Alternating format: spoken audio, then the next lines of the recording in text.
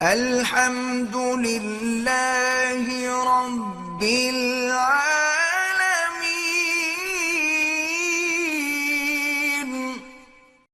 کہتے جی کہ آپ کو سوال پوچھتے ہیں تو غصہ آ جاتا ہے، جیسا سوال ہوگا ویسے ہی جواب ہوگا۔ آپ جو سوال ایسا کریں گے تو جواب بھی تو مجھے اسی طرح، اللہ کے پیغمبر نے جو فرمایا قُلْ يَا أَيُّهَا الْكَافِرُونَ لَا أَعْبُدُ مَا تَعْبُدُونَ، تو کافر کو کیسے چیلنج کیا او کافرو؟ تو یہ پیار کی علامت تھی۔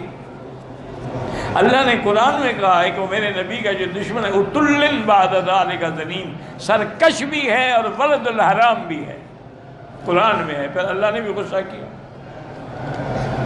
یہ تو فطری بات ہے، کبھی جلال ہوگا، کبھی جمال ہوگا، کبھی کمال ہوگا، کبھی کچھ نہیں ہوگا، کبھی دیوال ہوگا۔ یہ کیا بات؟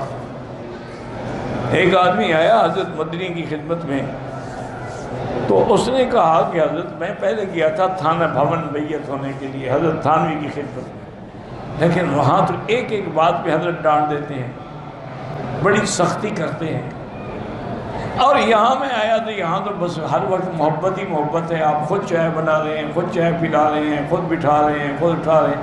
فرمایا کہ بھائی وہ ڈاکٹر ہیں، آپریشن کرتے ہیں، آپریشن میں تو تکلیف ہوگی، ہم تو کمپاؤنڈر ہیں، مرہم رکھتے ہیں، اس لیے آپ کو اچھا لگ رہا ہے۔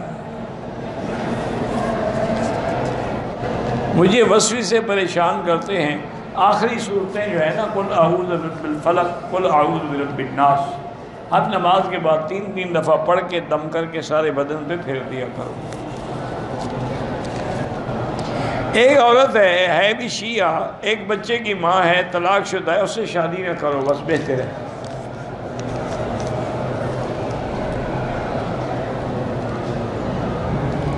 بہرحال جن نے لکھا ہے روزی کے لیے وہ استغفار کریں، اللہ تعالیٰ ان کے رزق میں برکت عطا فرمائے۔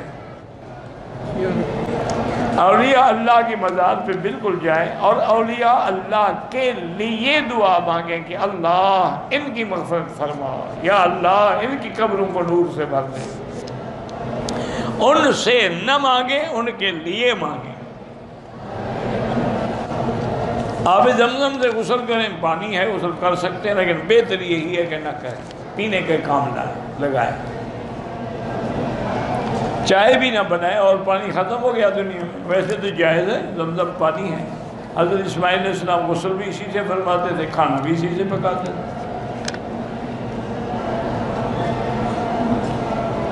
ایک عورت اپنے شوہر کے ساتھ باپ بھائی کے ساتھ عمرہ کر سکتی ہے، اور رشتہ دار جو محرم ہوگا، محرم کا معنی جس سے نکاح حرام ہو، جیسے بھائی ہے، بیٹا ہے، سسر ہے، جس سے نکاح ہو سکتا ہے اس کے ساتھ نہیں کر سکتی ہے۔